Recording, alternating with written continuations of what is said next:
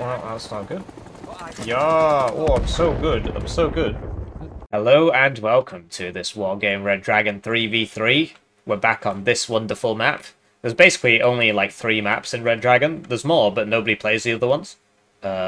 Basically, Red Dragon introduced the concept of amphibious vehicles, and they really wanted to show that off quite a lot. So the vast majority of the maps in Red Dragon have a river running through them. So you can be like, wow, amphibious. That was the idea anyway. In reality, amphibious is very, very slow, just like it is in Wano. Like you see, that's 30 kilometers an hour, for example. And so it just gets you killed. Although this is a nice narrow river, so I suppose you could come across here. So it leads to kind of very static gameplay. And that's sort of what it's all about. A lot of people just play these like hour-long games on these maps where there's a couple choke points. It's the strategy game equivalent of Operation Metro 24/7 3,000 tickets, right? Or Battlefield 4's Operation Locker 24/7 3,000 tickets. I used to play a game called Ace of Spades, and the way that worked was basically you could just place blocks anywhere, like Minecraft, but the blocks were all the same except a different color. And so you could have these really cool battles over destructible terrain. It was really fun, actually. It's a shame it died. And all anybody would play is one map where it's just a big corridor. It's just literally just a big corridor with massive walls either side. So you could try and like tunnel through around the corridor, but there's just a massive corridor. And I don't know. There's just something about that seems to appeal to the majority of people. So this is very common Red Dragon gameplay. 3v3 on this map, 1 hour long game. Very, very common, which is why we've seen the same map twice, right? In 2 Red Dragon games. So looking at the kind of the matchup, so I've got a readout here because it's not actually displayed here because Red Dragon's a better game than Wano, so they don't display it in the game because only smart people play this game. So you would already know where everything is because you're so smart. So Blue team has oh yeah, the deck reviews. Right, so this is the deck review for Vicalarik, and he's playing Swedish Armoured, which is generally not regarded as a meta div, to my knowledge. I'm not much of a Red Dragon player, but no, I don't believe Swedish Armoured is generally seen as a meta div. So for those of you who are more familiar with Wano, the way this works in Red Dragon is so you can play as a nation, right? So USA, United Kingdoms, France, West Germany, whatever. But most regular people tend to play as a coalition, which is multiple nations put together, which adds you basically cover all your bases. So I'm trying to think of some examples. There's one called Eurocorps, which is very good. Basically, the French stuff is typically more motorized, and the German stuff is typically more armored. So that's a very popular one. Scandinavia is the one that you typically see, which is Sweden, Norway, and Denmark. And then, so there's no divisions, right? So if you look at like Red 4, this is a really popular one. Non-Soviet Warsaw Pact. I guess it's just called Eastern Bloc, but people call it NSWP, Non-Soviet Warsaw Pact. And basically, so like Poland doesn't have any mortars in this game. I think it's Poland that doesn't have any. And so if you want, mortars, then you have to bring yeah, they don't have any mortars. This is a Gwozdika, right? They don't have any mortars at all in Poland, apparently. There's no toad stuff in this game, so that's why. And so yeah, that's what a lot of people do. And then the other thing you can do is you can specify just like motorized spec. So if you're playing like a big coalition which has a lot of stuff, or some of the nations like USA, USSR, even stuff like Israel, South Korea, they were added as DLCs. So like Israel's just kind of broken. And well, okay, depends who you ask. So you can be like motorized or just armored, and it will get rid of certain so you'll get more XP, like so higher veterancy, and the veterancies have, I think, 5 levels in Red Dragon. It might be 7. I could just check, actually. 1, 2, 3, 4, 5. Yeah, instead of the, 4 in Wano, 0, 1, 2, 3. So you get, yeah, and then it will just like fill out the tank tab, so you can get lots of tanks, but you end up losing a lot of units, right? So what the real meta sweats do is you can just play as Blue 4. You can just play as NATO, right? But then you get less AP, so you only get 45 AP if you play as NATO. And there's a lot of things which are called they have this prototype tag. So there's a lot of made up units in Red Dragon. I mean, there's a lot in Warner as well, but that's not entirely true. I'm trying to find some. Let's have a think, shall we? Mexus. So yeah, this will have the prototype tag because this unit never reached mass production, and so it can only be fielded in the Canadian deck or the Canadian. I think it's called NORAD, Canada, USA. Whereas if you just play Blue 4, you cannot field that prototype unit. So like the best decks in the game are like Blue 4 mechanized. So that's a very popular one. So you don't get any prototypes, but you do get a lot of infantry and vehicles from every nation in NATO, but not the prototypes. So that's like a really popular one. Whereas something like, so if you were to, so something like Swedish Armoured is very not great because yeah, you get a lot of tanks, but you'll have just glaring negatives in your deck, glaring problems. So it's more of like a challenge thing. The advantage is, right, so if you just play as Blue 4, you get 45 AP, right? And if you play as, USA, you'll get 60. If you play as a single nation, you'll get 60. And if you play as a coalition, so, you can play as the Commonwealth, or you can play as, like, NORAD, right? You'll get 55. So you do get less AP, but the slots are cheaper if you pick mechanized or whatever. So there's actually a surprising amount of variety in the game. It's just there's a lot of things which are just completely useless. This is very much a sort of a challenge deck, you could say, in my opinion. So we'll go through it. I'm not really sure how much I can contribute. Also, if you play on a map with boats, you can just bring additional planes from all of NATO. So here you go, you get some Tomcats. I'm surprised he's gone for 1 elite Tomcat rather than 2 trained Tomcats. The advantage of the Tomcat is that it's got mega missile range, and so it doesn't need to have, ECM bonus or whatever. I believe it gets... no, it doesn't get additional ECM, apparently. It just gets more accuracy and whatnot. But... why wouldn't you get it on trained just for the maximum range missiles? So that's something I could point out. Then yeah, 2 fobs because we're on that wonderful map again. And yeah, the B-Can is like one of the best arty pieces in the game. It's prototype, so you wouldn't get it on just NATO. It's got a very high rate of fire, very high HE. This is probably why he's gone Armoured, because you get a lot of B-Cans. Then he's brought, I suppose so CVs, okay, tracked CV. I mean, there's not really a whole lot I can talk about here. You get a lot more CVs per card, so you get 5, whereas this would be, also 5. 2 top armor, 1 top armor. Well, you want the 2 top armor, because this is not going to be fighting anyway. I appreciate it's got a better gun. Or what's going to happen to it is it's going to sit at the back of the zone and get artilleried constantly for the whole game. So surely you want the one with more top armor, so it doesn't get artilleried as much, right? You see it's got 2 top armor instead of 1, so it's got more of a chance of surviving. Like, what do you need the gun for? It shouldn't be fighting. Or you can get the tank, although that's got 4 availability, but it's also got 2 top armor. So I think this would be better than the one he's brought. Then yeah, 2 fobs, because they're playing on that wonderful map.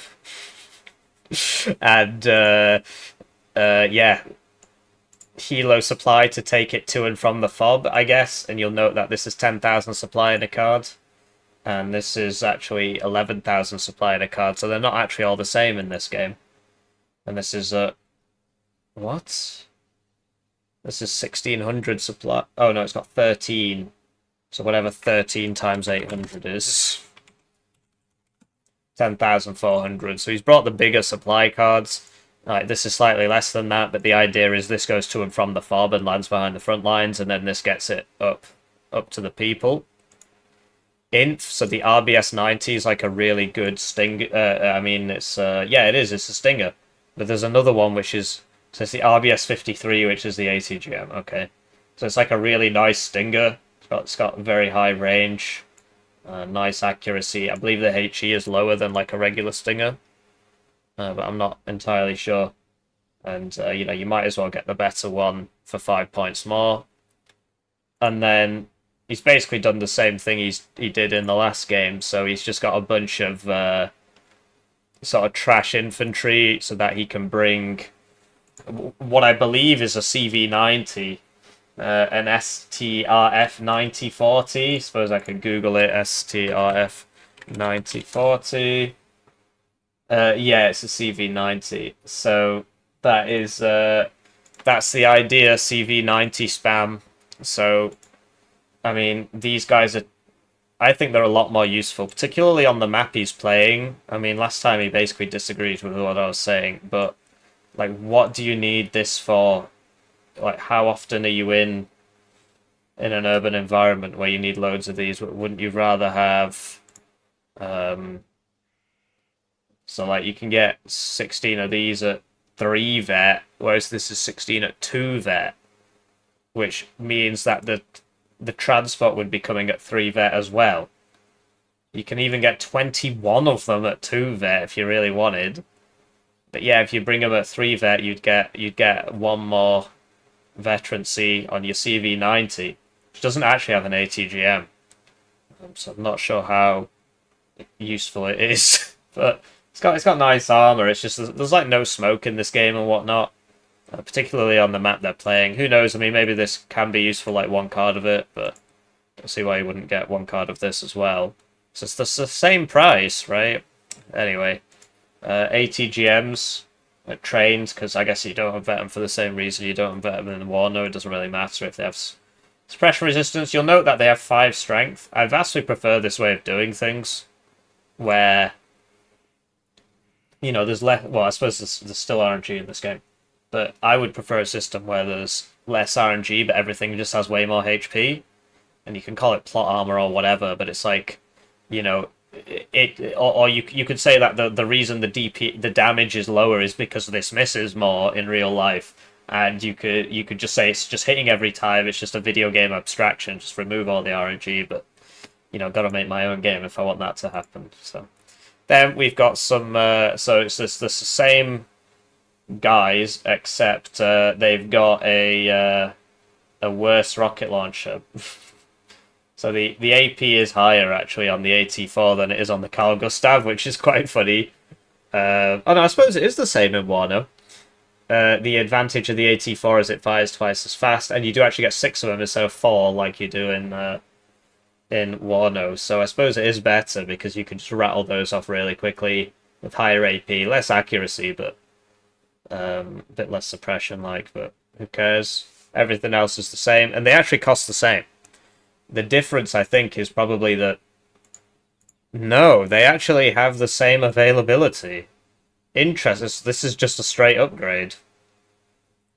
Okay, so instead of bringing a card of this, you could bring a card of this instead at Hardened, and I suppose he sort of has done that.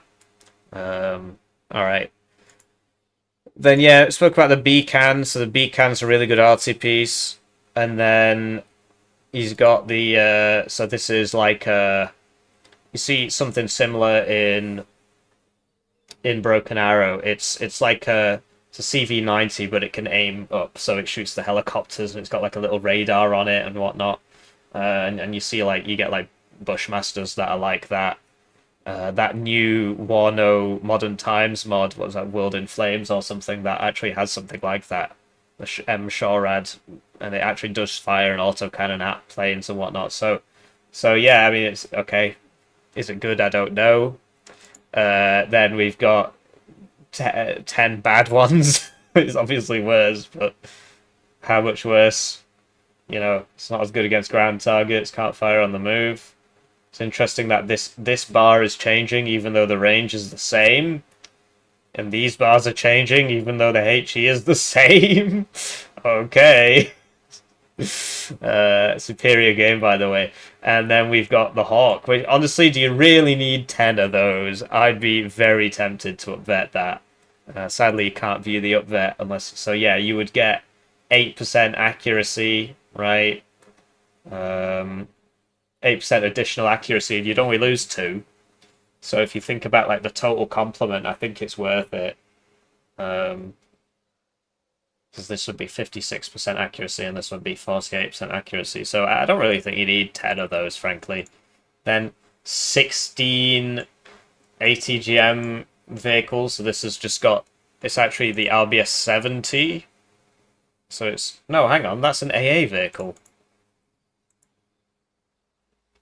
What? Alright, so that's just like more SHORAD. I mean, that's 3 kinds of anti-air. Do you really need all that? What? Maybe you do. I don't know. It's a lot of AA.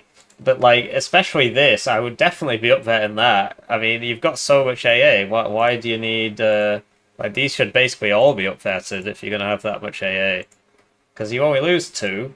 Lose 2. Lose 6 there. What the hell do you need 16 of these for? That's, So, you know, including this, because that was at 10, 26, 36, that's 46 anti-air pieces. I think that's a bit excessive, frankly. Then we get to the tank tabs, so they've all got dumb names. This is like a chieftain or something, from what I remember. I need to Google all these. What's it? STRV 105. What is it? Looks like it's a Centurion. Okay. Why is it so hard to find this? Yes, so it is a Centurion. So that's a Centurion tank, and you see you can bring them at very high veterancy. But like, I mean, I suppose like they're playing this map where it's just a big river. And then they play hour-long games on it. So I guess you do need to downvet your tanks and stuff, because you probably will run out after an hour. So maybe it is worth, you know, just getting more of these 26ers and less of these 16ers, basically. So yeah, like 1 less card of this for 1 more card of this one. Hang on, this isn't even in the right transport.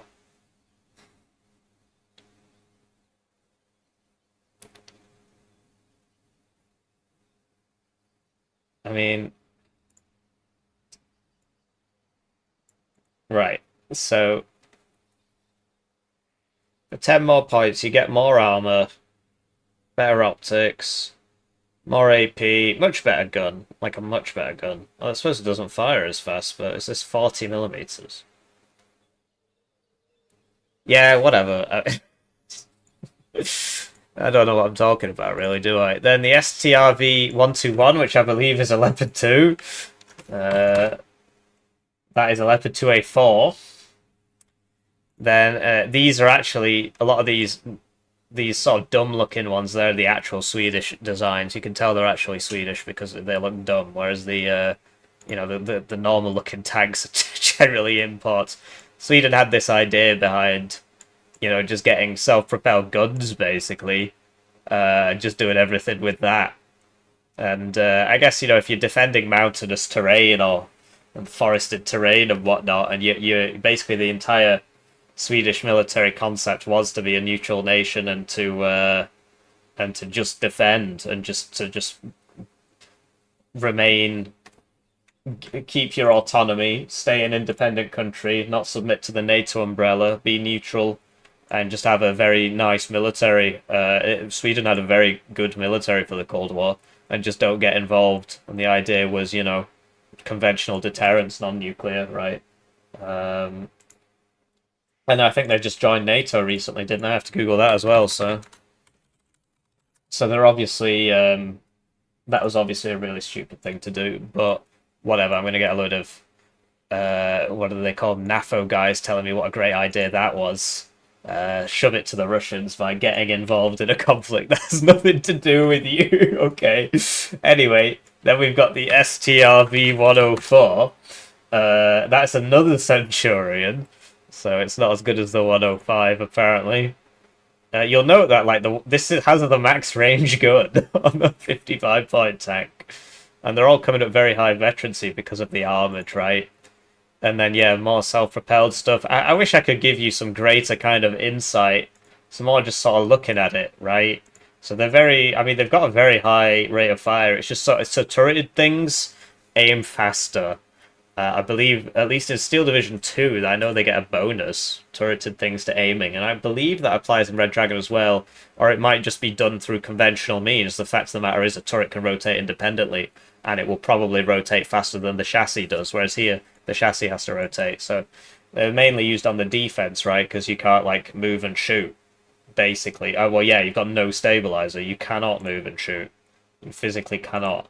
The game won't let you, so yeah, they're made for defensive engagements, which when you sat across a river looking at somebody, I guess it makes sense. Then we've got some heli rush boys, so Fallschirmjäger in Swedish. Okay. It's, Recon CV90, but what?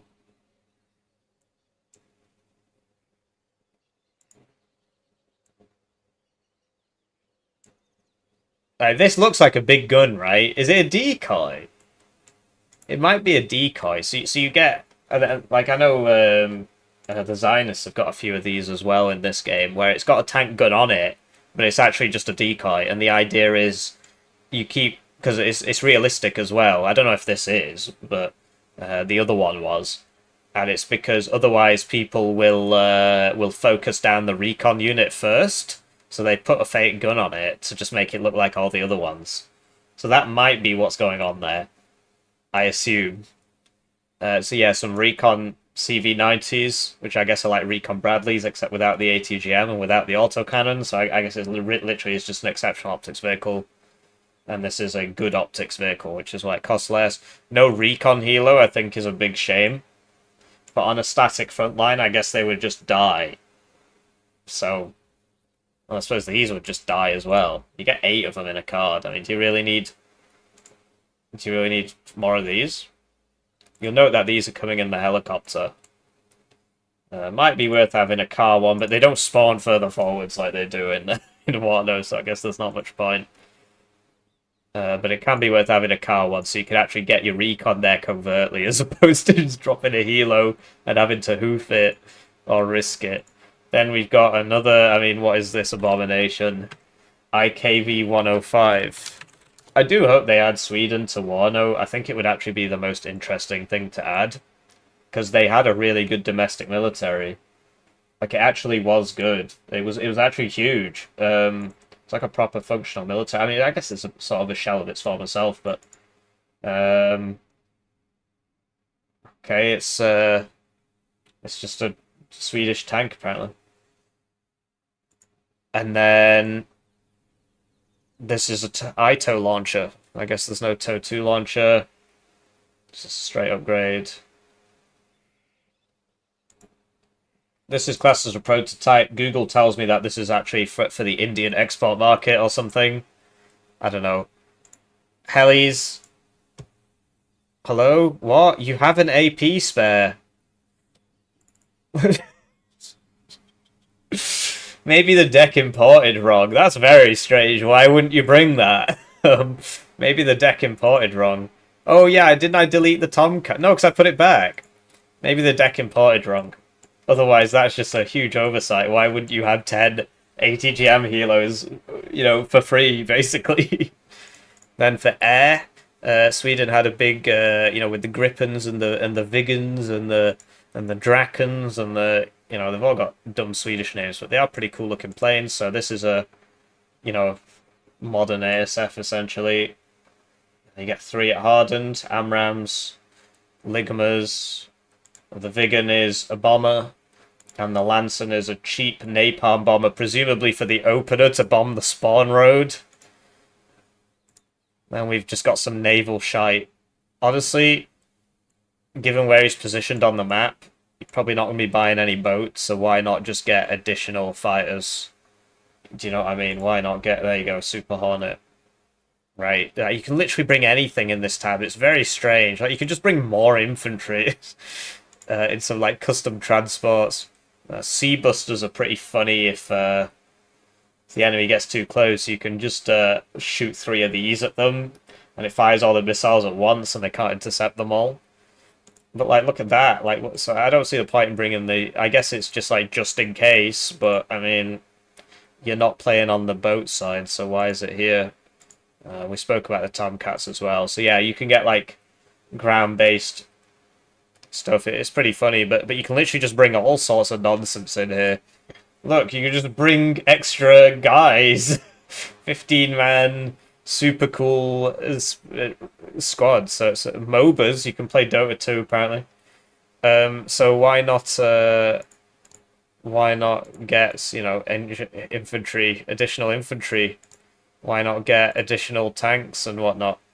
Why get the planes? Why planes are probably the best one that you should get, because it, you know, you don't have enough of those basically. But so you can get, you know, aircraft. So I guess the Super Hornet's the nice one. Penguin, interesting. So yeah, the Super Hornet, it's got 6 AMRAAMs, and you can you only get 1 of them or 2 at rookie, which. Yeah, what can I say? So that's it for the deck review. I guess it wasn't very enlightening. I mean, for the person playing, at least, I don't think I've contributed too much. I certainly think all this should be updated. You just don't need that much AA. And you know, swap out one of these for 1 more of these in the nice transport.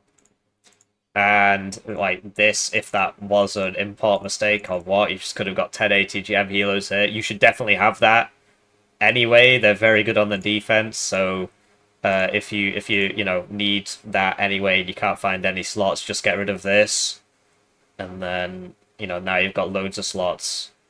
You can put it anywhere you want. Apparently nowhere. So that's 4. But yeah, you know, if you needed the extra AP, that would be a good one to get rid of, I think. So let's cover the map, the matchup, the deployments, and the game. And as always, timestamps in the description.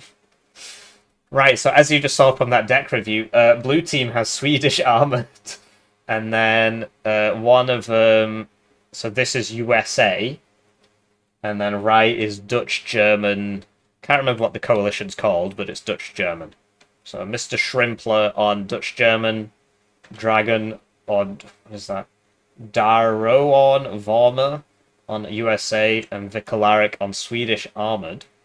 Then on red team, 2 of them are playing USSR, and one of them's playing Red Dragon Motorized. The Red Dragon Motorized should be pretty easy to spot. Yep, he's the one doing the heli rush. So Mr. Canadian here is playing Red Dragon Motorized. And the other 2 are playing USSR. So sadly, we can't tell where any of this is going, but we can assume, because you can't click on them and then view where it's going, because this is a better game than Wano. It's a much better game than Wano. That's why nothing works. So clearly somebody's trying to heli rush, and then you've also got some. So basically, these are a very funny vehicle. So. The way China works in this game is they've got some really nice autocannon cars for reasonably cheap with 2 armor. It's sort of like the old VAB T20 if you played back when that was an autocannon vehicle. So a lot of fun, actually. It's a shame that Wano doesn't really have anything like that anymore. Because of the time frame, I don't actually think anything would get that apart from maybe like Marines with the ACV-90 or something. I'm not sure when that came out. If it was 1990, then you'd assume not, right? But yeah, so very cool shooty. The issue that Red Dragons has, which is a div I used to play a lot, so they don't actually have any ATGMs. They just have like recoilless rifles and stuff. Sadly, we can't view what's inside this. But you see it's got like a recoilless rifle team. Oh, well, I suppose he does, yeah, because the North Koreans get ATGM Ban Tank Voldemort, which is a very popular unit. So, yes, big Helo rush, 2 fobs. On the right, looks like, where's all his units? That's weird. Mr. Nicoloa has only bought 3 units. They are quite expensive units, but I don't... where's the rest of his stuff? There's maybe a bunch of planes are about to show up. And you see there's a T-80UM here. It's a very powerful tank. But yeah, Helo Rush, tank, motorized, and then some sort of maybe Helo plane rush thing on this side, or maybe just sort of nothing. Switching to their opponent's deployment, we've got on the far left here, Daroan Vormer, playing USA. So you see I think it's just standard USA, no specialization, so... which is actually one of the best decks in the game, because they get everything. You don't really need to have them in a coalition. Same with USSR. So, Stingers in Blackhawks? Oh yeah, because he's fighting over here, so I guess that makes sense, right? You want to get over here, you need a helicopter, basically. Or a boat. And then a bunch of Bradleys, Pivads, the DAP you will recognize from 101st Airborne. So it's got the twin miniguns. This one's actually got Stingers on it. And it's actually got a twin autocannon. It's not mounted on the bottom, it's mounted on the wing. Interesting. Yeah, 1, 2, 3, 4, 5 fobs. So it's obvious what blue team wants to do. You saw that from the deck review. Just sit at the back of the map all game and arty people. Welcome to Red Dragon. Then we've got so Vicalarik is playing Swedish Armoured, so his stuff is all slow tracked stuff. And then he's being helped out by Mr. Shrimpler here, who should have more kind of motorized units to get across that bridge nice and quick. I see exactly 0 wheeled units here, unless that's wheels. What is that? Some Dutch... Oh, it's the YPR 408 from the new Dutch division, CLKA. So there you go, they have 1 wheeled unit here to get across that bridge. I guess they're just going to arrive second. And then a couple of helos and some more motorized armored stuff. So yeah, let's cast the game from this perspective. Right, so they're off, and it's time for me to thank the generous channel joiners, generously joining the channel. They get their names on the screen, they get the videos early, they get members exclusive videos. 1 join at the lowest level's worth 2,000 views, so if you feel bad about your ad block, it's a great way to support the channel. And yeah, you did buy a bunch of planes. At the highest tier, you get your games cast at a rate of 1 a month. Typically 1-0, but it can be any game with a replay system that I own. Just don't expect detailed insight, right? As you can see, the Akulas got first shot off on the DAPs. I can hear lots of shooting coming from my right ear, but these are actually... I got my headphones on backwards. Anyway, the DAP actually killed the KA-52. So massive attack here. Big air wave. Very, very effective, actually. The Yak-38 just had regular bombs on it. I'm not quite sure where it dropped them. Oh, I guess it was here. So, no, they're napalm. That's napalm. And seed as well. So, yeah, really cool. Over here, the Canadian has managed to get his guys across the river. Right, he's motorized, right? So, he's faster than the tracked guys. The Yak-38 has been used to napalm the bridge, but Blues managed to get across. So, yeah, very active start. It wasn't what I expected. I assumed there would be a lot more sitting around and artying, but yeah, Canadian with his autocannons firing on the move. Very cool. I do like the autocannon sound in this game. It is a very nice sounding gun. And yeah, so Blues managed to get across through the fire and flames, but so is Red. And these are they're North Korean recoilless rifle teams, but they can't shoot infantry, sadly. And this is the unspeakable one. This is the only ATGM Red Dragon gets, basically. The ATGM Ban Tank Voldemort. And you'll notice that the Voldemort M in this game has 16 AP, whereas the Voldemort M in Wano has 17, so it can just be enough to one-shot most IFVs in the game. It's funny how that works, isn't it? Anyway, these are Chinese recoilless rifles, which can shoot infantry. You see, these don't have a HE power, and these do. So I'm not sure why you would bring the Gongi Bong. I guess because they're 10-man teams, whereas these are 5. Gong Bobby Yonk. Yeah, very exciting.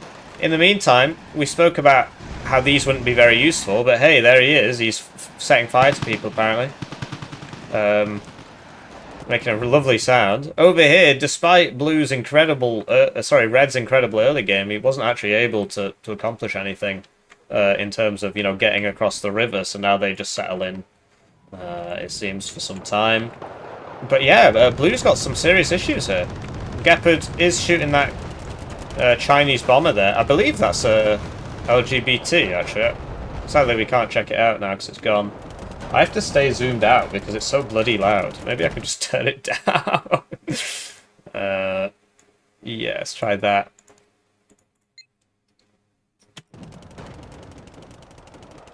And yeah, so Lijian 90, their napalm launchers. I'm quite familiar with Red Dragon Motorized because I used to play it. I used to play Red Dragon regular as well, quite a lot. My favorite nation in this game was North Korea. And China's pretty cool as well. Like, this is a really nice ATGM helo. These AMX-13s are AMX-13s from Wano. This guy's missing a lot. And the Gepard's moving up for him. Although, the Gepard has a range of 2,800 meters, whereas this has a range of 2,800 as well, so... Yeah, he could try and duel it, but the Gepard I think would just kill him straight away. I think he's more worried about these Gong Bobby Yongs. In the meantime, Vicalarik, he can't really reinforce this. I mean, I suppose he could if he tried. Yeah, most of his tanks, I guess, died at the start in the Great... Yeah, look at all this. Okay, that wasn't really what I wanted it to do, but alright. There's not as many dead vehicles in here as I thought there were, but...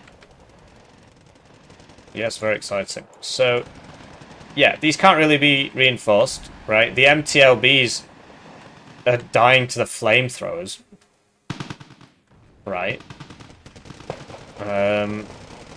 So, yeah, it looks like he's falling back there. Trying to figure out where the points are going. So that is... Just a fighter. So you can't view this. So like, if I view that and then I go off it goes. What I've just noticed is if I view it, then there we go. I mean, that's so dumb, but there it is. Either way, both teams have a CV here, and Blue's actually winning by a lot because Red never bothered to buy a CV for Charlie.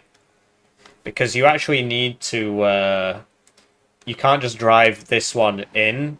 You just lose that zone and then you can't spawn your units. So they haven't bought a CV for Golf and they haven't bought a CV for Charlie. So even though they actually owned one thing each, in fact, Red could even put a CV in here.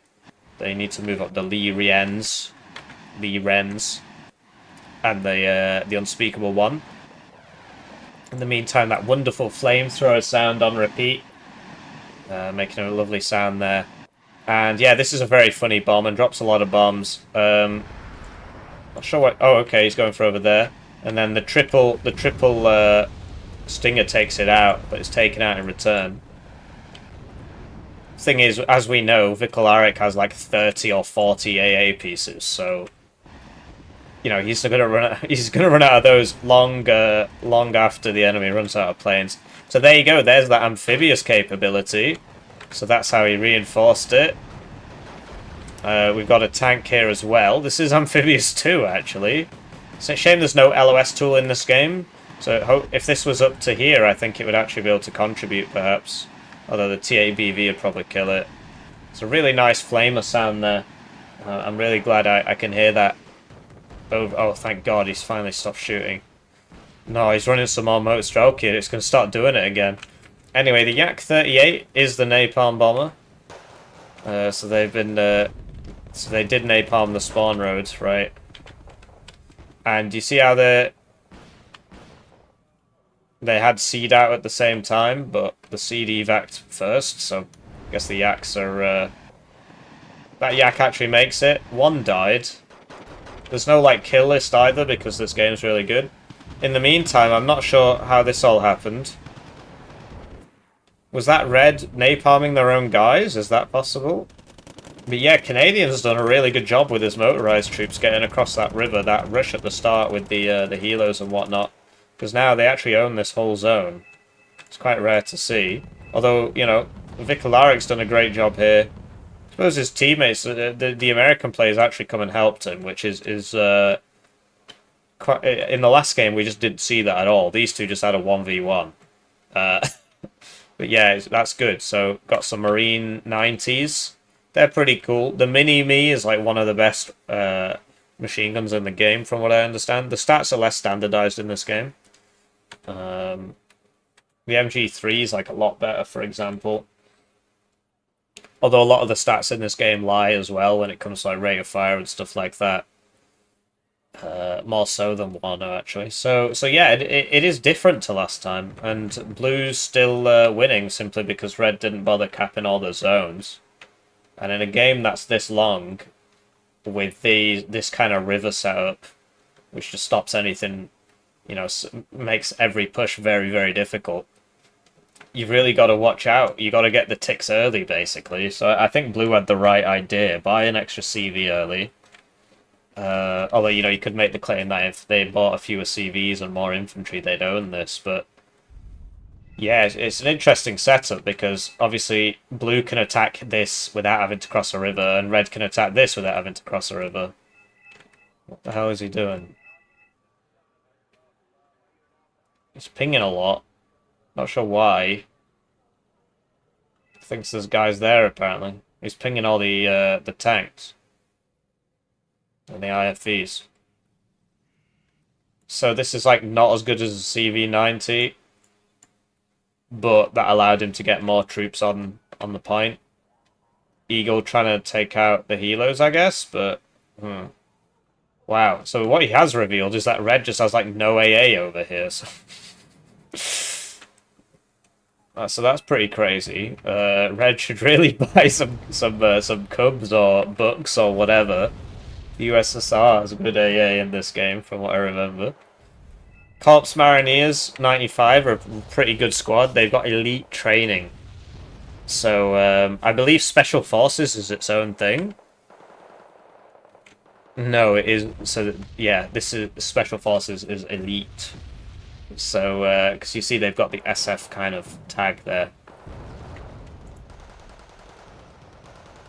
So he's switched off the machine guns for some reason. I guess because he doesn't want to get revealed. But if we switch to Blue, I suppose he's moved back a building now. KCT, there's only one of them, so you'd expect the Lee Riens with 14 guys to win. Although you'll note that the machine guns go further than the assault rifles. There you go, he was clearly spotted. And that must have been what set him on fire before. But you can teleport through buildings in this, so he just needs to teleport over here and he'll be fine, so I believe he's still taking damage. I'm surprised... Wasn't this one before? What the heck? Am I losing it? Anyway, he's taking damage. He needs to switch on his machine guns. Over here, the arty party has begun. Power CV. So yeah, there's nowhere to hide here. You can't destroy buildings in Red Dragon, though. The arty is better in Red Dragon than it is in Wano. It's more powerful. But units in general are cheaper. So you have to kill more of them for it to matter. So like one infantry squad in Red Dragon, like a good one, is 15 points. Whereas a line infantry squad in Wano costs you 45. So it's literally 3 times more. But I would say they do die 3 times as fast in Red Dragon. So, like, particularly if you just get caught in the open or whatever, you're just donezoed. But you get 3 times as much of them. Frankly, I prefer that kind of gameplay. I mean, I come from Age of Empires 3, basically, was my RTS before Wano. And I prefer having lots of units. I can hack it. Obviously, most people don't.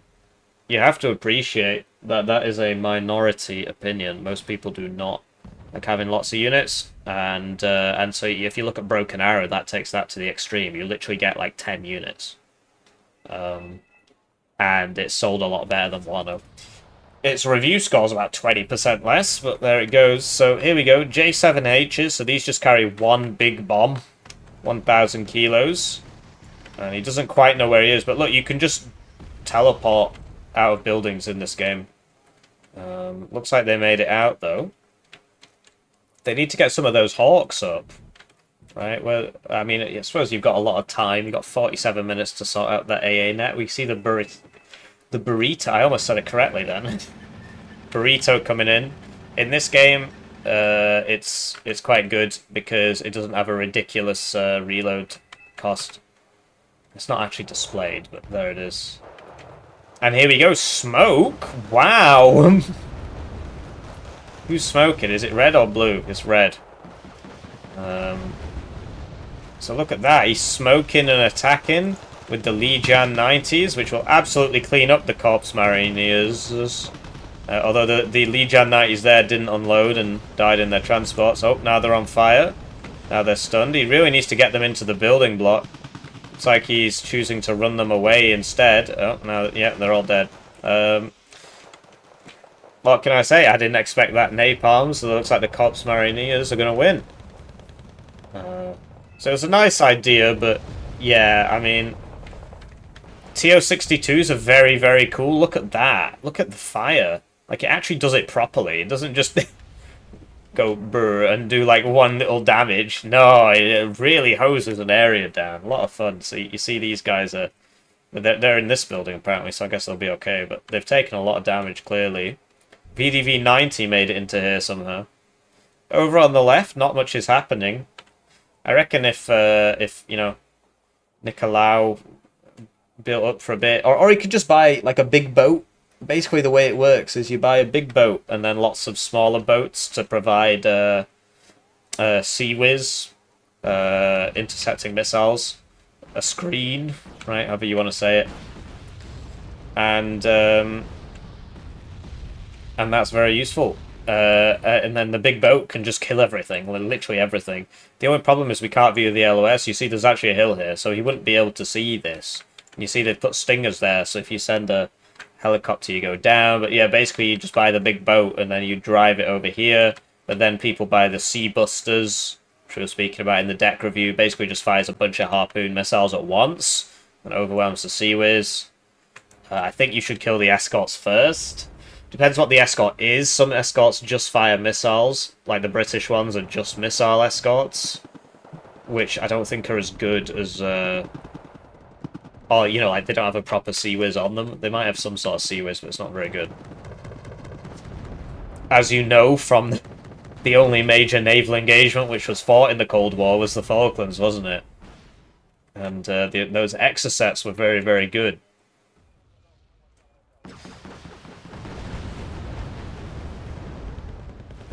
So there's the burrito. As you can see, it's very powerful. In this game, it's just napalm. It doesn't do any fancy thermobaric, whatever. It's just fire.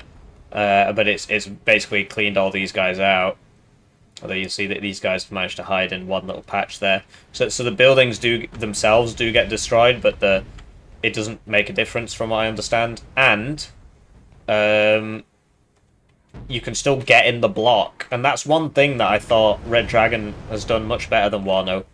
In Wano, when a building is destroyed, you can still hide in the ruins, but you have to literally grab your guys and right-click on the individual house. And they'll go sit there, and they will get the stealth bonus, and they will get the cover bonus. And it's just like, why not make it so they can target the block and just go into the block? And then, just for gameplay purposes, make it so they get less cover than buildings. But yeah, a lot of people don't know about it. Another weird thing about these recoilless rifles is that they fire this like really weird long line. It's obviously just a single projectile, but the tracer looks very strange. There are those J7Hs again, dropping the big 1,000 kilo bombs. And yeah, I think Red's got the superior rocket arty here. Blue do have the M105 NLs and the B-cans, right? The B-can has been firing, and the Atacms. It's the big one. So it's a shame this isn't in Wano, because it was invented in '86, apparently. Would be very cool to see the Lance missile, the the Atacams.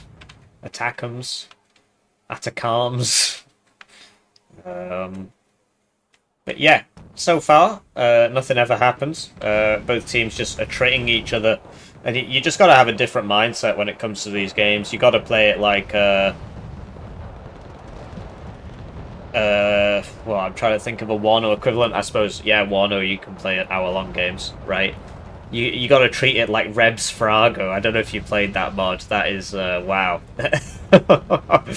I mean, he's done a good job in terms of, like, there's a lot of new divisions and new content. But basically, they just set out to make it very long games, total destruction, very, very slow games. Like, that was their design intention, and they certainly achieved that. So if that's your cup of tea, recommend checking out Rebs Frago.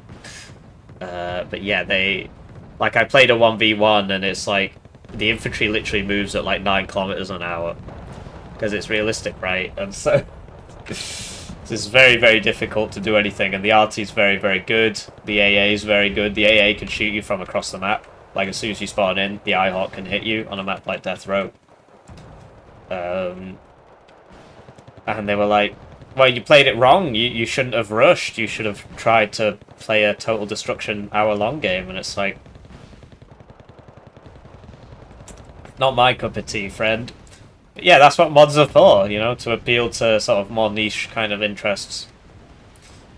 So, yeah. Vicalarik and Daro on Vormer, I'm just going to be calling him Vormer from now on, doing their best to hold on to India here, but it's a losing game. Whereas, you know, Blue has had a much worse time getting into golf.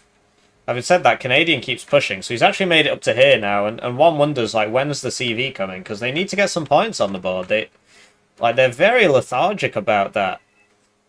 Why didn't they get the CVs earlier? Why are they 300 points behind on a map where it's absolutely awful to attack? Why do that to yourself? Why not get the CV in here now? Like, you've got all this, you could hide it. You could hide it anywhere. You've literally got most of the zone. Even managed to get up to here. So yeah, credit to them. I mean, I feel like Red's winning at the moment. But they're just not buying the CVs. Whereas Blues... I'd say Blues invested in more RT. I suppose their deployment was a lot weaker because they opened with 5 FOBs. And their opponents opened with 2. They don't actually have more RT yet. Because there's like a burrito and a smirch and whatnot. These J7Hs are pretty cool, you know, in 1v1s and whatnot. In team games, they do tend to die more, but... Fliegerfaust 2? What? Oh, it's just a Stinger. Okay. So there you go. There goes the J7H. And this is the issue with using planes in team games, and that's the same in Wano. You just die, because the enemy's got 10 quadrillion AA from all members of the team, and 3 guys worth of ASFs and whatnot. Paladin, so this is an upgraded... So I just call the M109s Paladins, but technically the Paladin is the upgrade. And... Okay, that was a plane. So yeah, there's counter battery coming in. The 3 B-cans have been purchased. But yeah, Red's tearing up Blue. They just need to work on the CV game. Why is there no CV in here? The issue is that CVs in this game have to be stationary to do anything, which means they're really easy to snipe. And given that the maps just have like no cover on them whatsoever, it's like big open fields. Every map is like old Vertigo, basically. It's very difficult to get things done. Having said that, smoke's a lot better in Red Dragon than it is in Wano, because the mortars fire a lot faster and they have a much nicer trajectory. In fact, I think the fire rate is the same, it's just they have a much nicer trajectory. And there you go, another plane was attempted. Another plane destroyed. That's a shame, that was the LGBT one that I wanted to show you, but whatever. So, MI8 TVs getting hit by the Fliegerfaust 2. And Red's still on the ascendant. And these Sturm Pioneer guys, you know, getting beaten up by vehicles. So they don't have any AT. Although you'll note that the fire can hurt the vehicles. So yeah, where's the CV from Red? Here it is, actually. They're going to finally bring it in. Yeah, blue bought way too much arty, but hey, they've got 37 minutes, so... And I think blue's KD is probably higher because red's been attacking so aggressively, so... And their late game will be better because they have 5 fobs. But yeah, I got a lot of respect for Canadian here. He's actually the only one who's played any ranked either, because you see how he's got the rank corporal. You actually have to play some games to get a rank. I think he's been a bit too aggressive with his transports, but... whatever, right? It's just, yeah, it's difficult to keep you guys alive in this because of the arty and whatnot. Arty's a lot better. I feel like attacking in general in Red Dragon is harder because you have you don't have an LOS tool, so you can't tell where they're going to shoot you from. The smoke is better, but enemy defense I think is a lot easier because I forgot what I was going to say. Anyway, where's that CV? I saw a T80BVK or something. Where is that it? No. Where did it go? Oh, it was here and it got B-canned to death, presumably. Yeah, there it is. So, and look, it looks like they tried it twice. So, yeah, what a game Red Dragon is. Anyway, they gotta hide the CV here, right? So yeah, smoke's better. But defending's easier because you can, like, if you're defending a house, you can literally just teleport between all the houses, so RT can't hurt you. And, you know, stuff dies a lot easier in the open. You also don't have the panic smoke button, which is generally more helpful for the attacker because you can run over a field. Oh, there's an ATGM there, smoke, reverse, right, live. Whereas in Red Dragon, you don't have that. So when you make an attack, unless you're prepared to smoke anyway from the start, like with smoke mortars, which is basically how a lot of people... It's how most of the top players play. They just smoke everything because they have to. There's not a lot of cover on these maps, right?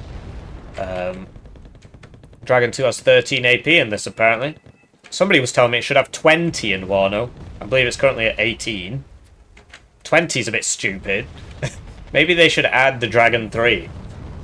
Or just Dragon 2A or whatever and then give it 20. I mean, I don't understand the sort of selective realism approach. Like, they bend the rules for some things, but not others, and it just leads to a less pleasant game, in my opinion. I think they should bend them more. Like, I like Red Dragon's wacky stuff. I think it's fun. There's the book, speaking about. It's actually got less range in this than it does in Wano, but in Red Dragon... So in Wano, when the game tells you something's 100 meters, it's actually 100 divided by 2.61. Which is less than 50, right? It's like, it's basically like 30 meters or 40 meters. Somewhere between 30 and 40 meters. And the game will tell you it's 100. Whereas in Red Dragon, the range scaling isn't as obscene. So the ranges can be a, you know, a lower number, but still shoot further on your screen. I hope that makes sense. Anyway, Canadian keeps putting guys in here, which I don't really think is such a good idea. I do appreciate attacking, but if you blob up, you just get hit by the beacons and whatnot. Triple grad, though. Taking people out. But yeah, blue's still winning on points because red can't get a CV in here because blue's just artying it every time it shows up. They've got the Atacams as well, which is... so for those of you who don't know, it's like a single cruise missile. So this model is wrong. It's basically a default M270, but instead of firing 12 tubes, it fires 2 massive missiles. And you only fire 1, and it's basically just a sniper. It will one-shot any tank, basically. Any armoured vehicle. So there's that massive Su-24, but it's getting hit by 1 quadrillion Stingers and whatnot. The Hawks and whatnot. The F-16. And because they're playing naval, they've got Tomcats and everything.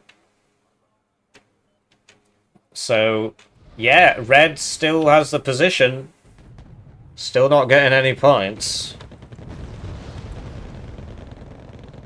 Must be very frustrating to have to play that. Basically, what you would have to do is just, like... Because they've got smoke mortars. You could, like, smoke here... smoke here and then actually hide it back here, and then they would arty the smoke. Then you'd be able to get a CV in. So... What the heck? Okay. Well, that's new. We've not seen that happen before. Still going up. I wonder how long it'll keep going up for. Because, yeah, there's not a lot of cover on the map. I mean, Blue's basically got the strategy locked. It's coming back down. Blue's basically got the strategy locked down, which is, you know, just kind of sit there and buy RT. As Red's playing faster, but even though they've done that, they're still losing because they can't get the CV in because they haven't taken enough ground. The CVs keep getting sniped.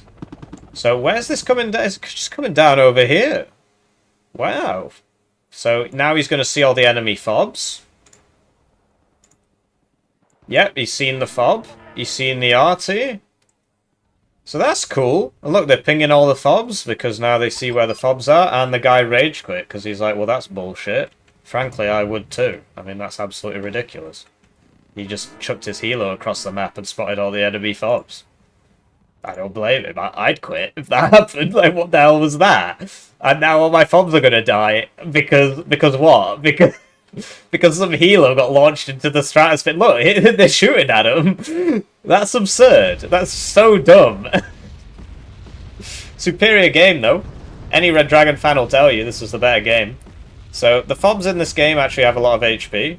So you see that they're targeting the RT first, I think. Or they just missed. But yeah, the fobs actually have a lot of HP. You got to shoot them for quite a while.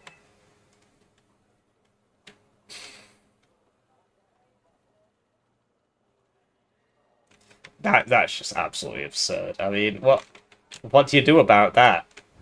What's the counter? My enemy's helo bugged out, launched into the stratosphere outside the range of my AA, and landed next to my fob, and now my fobs are being artilleried. What? I mean, Eugen, hello? What could I say? What could I say? So yeah, no wonder he rage quit, man. And there's still half an hour left. So basically these guys will get more income and more availability. It's not like in Warner where the AI takes over and just makes you lose. So that's something at least. But, that is really something, man. Although for some reason they've stopped shooting. Maybe they felt bad. Because yeah, they fired a few volleys and then they stopped. And they also shot the wrong place somehow. Although I suppose they got some supply vehicles, I guess. It doesn't look like they got any arty pieces, but they got a lot of supply vehicles. They've not started shooting this one, which has more ammo and whatnot. And yeah, every time they try anything, so the Fibo's a really good AT plane. Or is that the Seed? I can't remember. Either way. Many planes show up and kill them, although the planes got a bit too close this time. Red's starting to get their own AA in that setup. I mean, come on! I'm still reeling from that. Either way, Red's finally got a CV in, but what's this? It's been spotted by a very dark name that I can't read. It's Mr. Shrimpler there. So now it's going to get beacanned. Or paladined. Or atacumed. Yeah.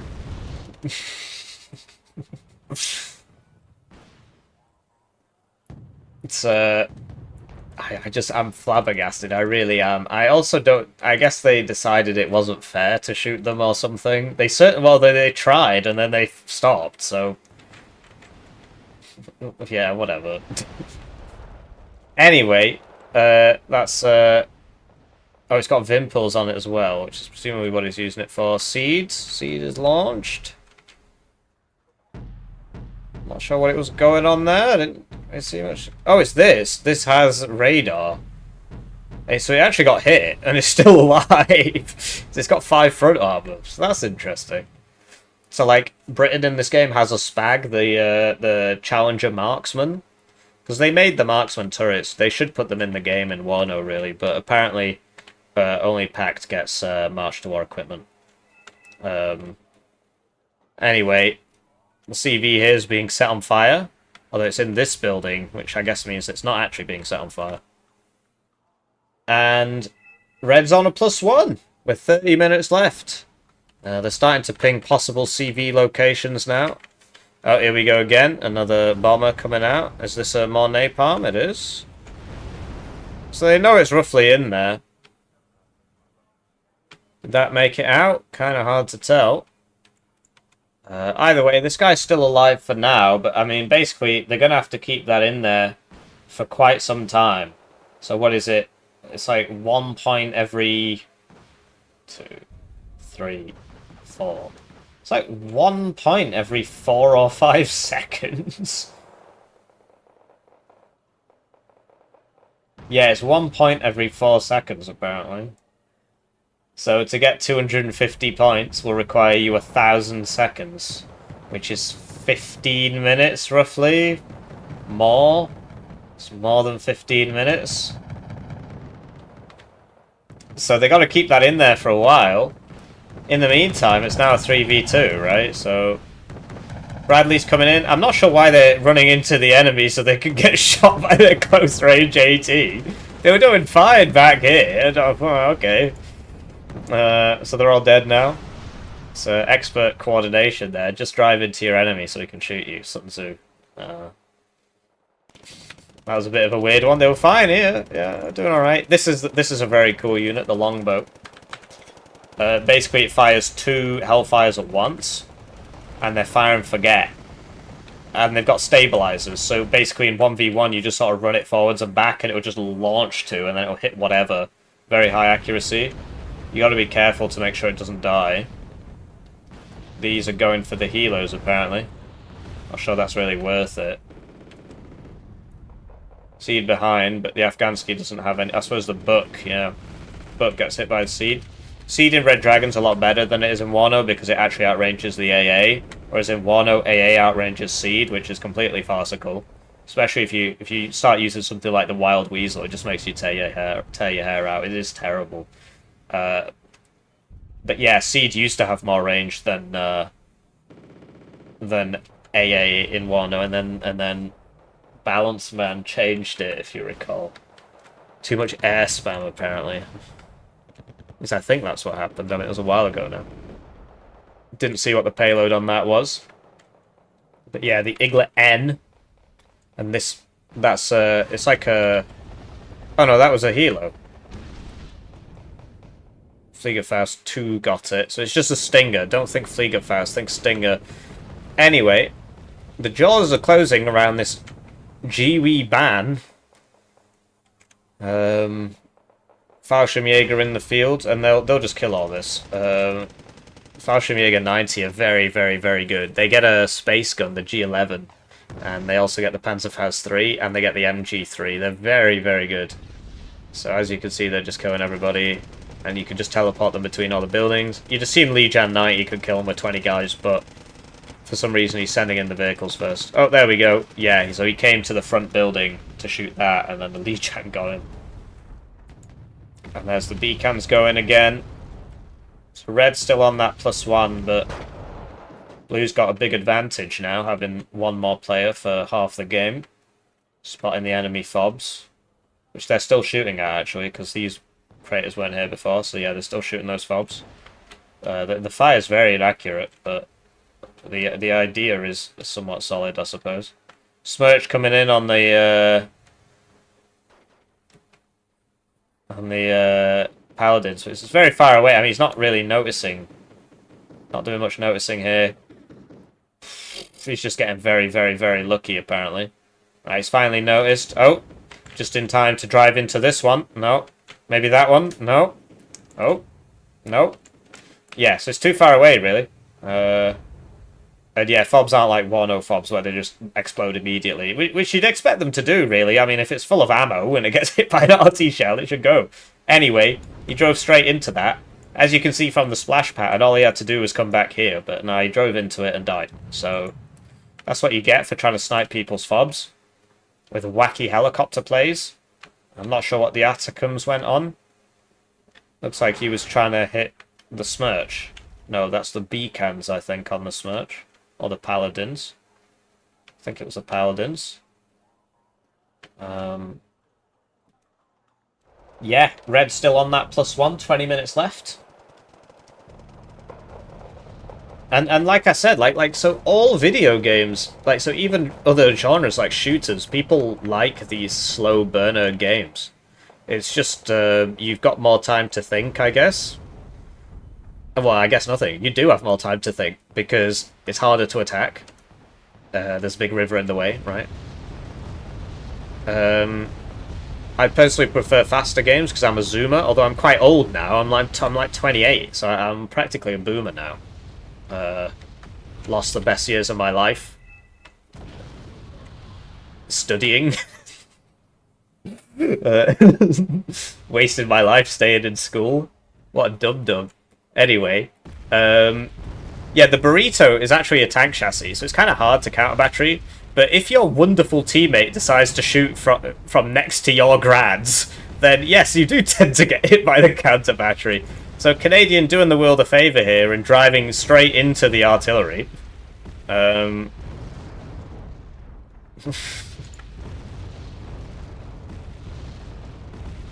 No, looks like he's not. And there's too much. No, he is. He's just driving into the arty. I mean, all he had to do was go backwards. But you note that the cohesion splash is much greater than the actual kills, which is something we've been asking for in Wano for a long time. Like Arty and Red Dragon, even the low caliber stuff is actually quite useful. That is crazy. 3 Marder 1A1s there, which aren't actually in Wano. I think they're going to add them with one of the South Ag DLCs. I think I did the first Luftlander or whatever. Didn't get to see what the payload on that was, whether or not it was going for this or not. League of Faust 2, just killing everything. And yeah, they're still pushing. I mean, they've got more. They've got the same availability between them, but each player now has more availability after that guy left. So, but yeah, you really got to get used to just not unloading your guys right on top of the objective, because they just all die to the AT. It doesn't have to happen like this. It's very sad to see. But you see the scale of the battles is much bigger in Red Dragon, because you get more units. So I prefer that out of Red Dragon. There's lots of things about Wano that I prefer, but I prefer the larger scale of Red Dragon. And when Wano first came out, it was actually less like that, but Balance Man really wanted there to be fewer units, and so he just made everything really expensive. So, and now it's just stuck like that basically. So, oh well, maybe in 102. Now these guys are just doing the exact same thing that their opponents were doing, where they just drive the transport straight into the enemies. I'm surprised we haven't seen more tanks, actually, from Vicalarik.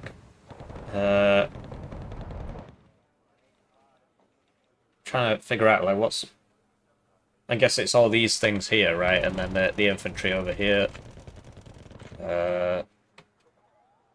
Obviously, all the arty and the fobs and whatnot. They've managed to drain 2 out of their 5 fobs so far.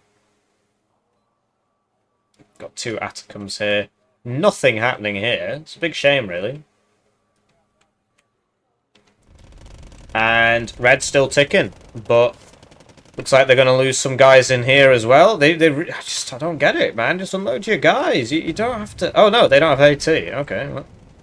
Vigan kills one, and their tanks are going to kill the other ones. They have like 12 ROF, so... I don't get it, really. Why not unload the infantry and then send the transport forwards to check if there's anybody there, right? Why lose them all like that? Because now they don't have anything here. If Blue pushed this, they would take it easily. So yeah, these are in a good spot, and we said they're good on the defense. Look at that, 15 ROF. That's absolutely insane. Peace Rhine is a really good AT plane, or at least it's a cost-effective AT plane. It's only 100 points. And now it's a 1v3. So I guess, I mean... I assume blue's going to win now, because red now has one player. I guess we'll speed it up a bit. I mean, it's not much of a game, really. So I'll give it a cheeky ×2. And now it's just Nicolau desperately trying to defend everything by himself. And yeah, the blue players have now neutralised this zone. So they've stopped the tick with 17 minutes left.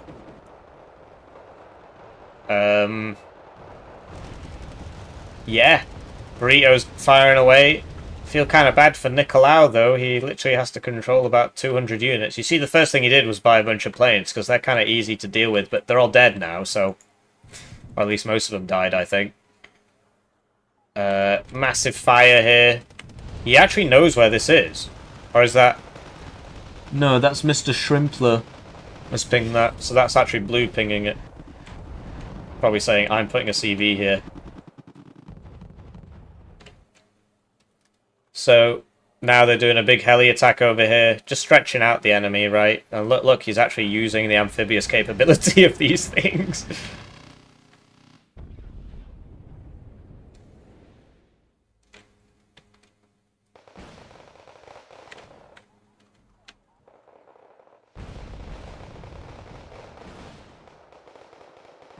He's just stopped, apparently. Just stopped right in front of the enemy. I guess because he knows that this is going to kill him. What's the range on that? 700. If it could shoot, it would have shot already, I think. So he's just going to sit there. And, yeah, okay, now he's noticed. And now he's dead, because the Akula killed all his guys. And look, it's not shooting him. So, what can I say? I mean, credit to Nicolau here, fighting a brave game by himself. Outwitting these opponents. Doesn't seem too difficult to do, apparently. And, yeah, now they're just, they're just driving in everywhere. They've got the CV in. Yeah. I'm not sure what to say, really. I mean, if I was red, I'd surrender, personally. Let's give it a cheeky 3 times. He's getting another CV in.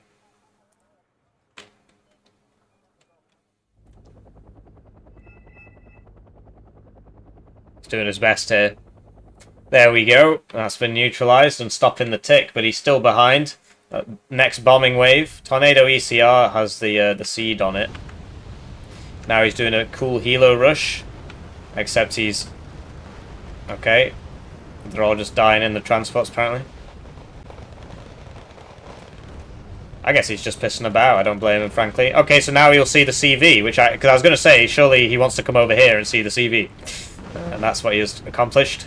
He's trying to land. He's having not a whole lot of success there. What can I say? I'm really rooting for this guy, but I just don't think it's possible.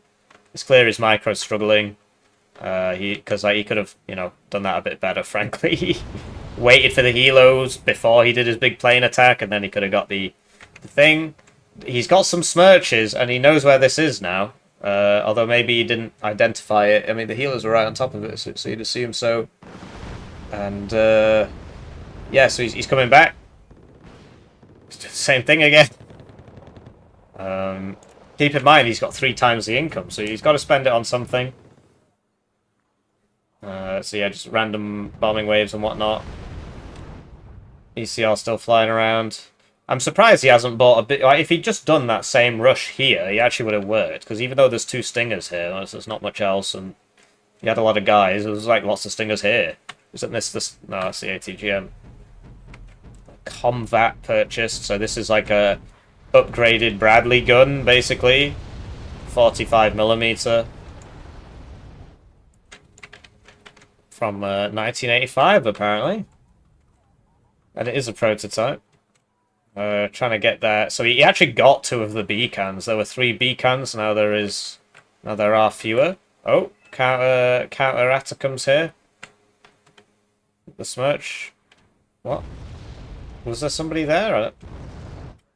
Okay, whatever. Still holding on. Still holding on. But he's not got any infantry because he did that dumb helo rush and didn't even get this. So It's a shame, really. I mean, if he'd done the same thing over here, I guess it would have worked, right? Because he would have seen that and whatnot. Lots of pinging going on. More napalm. Napalm in this game is actually quite useful because it covers quite a wide area, and because of the way the maps are designed, like you can just napalm this at the start and just win. It's pretty funny. Yeah, I feel very bad for red here, but I mean the fact of the matter is, you know, blue have wow, they're actually buying boats, and so this is another thing. You can get like patrol boats with hellfires and stuff on them, and then send those down the river.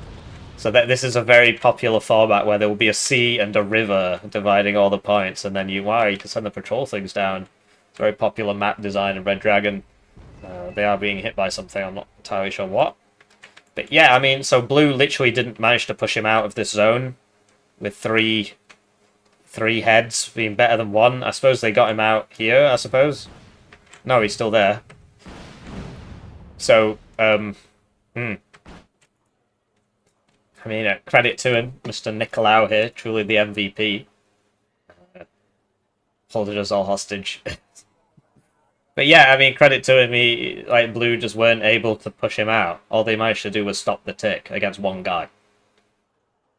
And this is a unit he inherited. This Canadian unit's just been sat there. So, yeah, a bit of a weird one as far as games go, but frankly, this is a very popular Red Dragon-esque game. This is the average Red Dragon game. So yeah, very cool ship combat here. Typically you want a lot of escorts, right? Typically you want escorts with Sea Whiz. Oliver Hazard Perry there, and that's the end of the game. So, yeah, wow. That was... I do not miss this game whatsoever.